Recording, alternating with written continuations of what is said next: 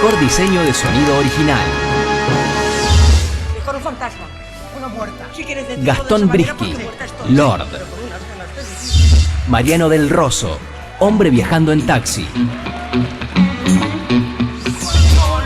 Eugenio Mellano Lanfranco, El Pacto.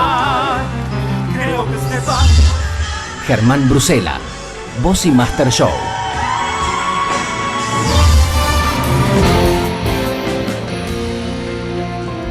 Bueno, y el ganador es... No es este. ¿Es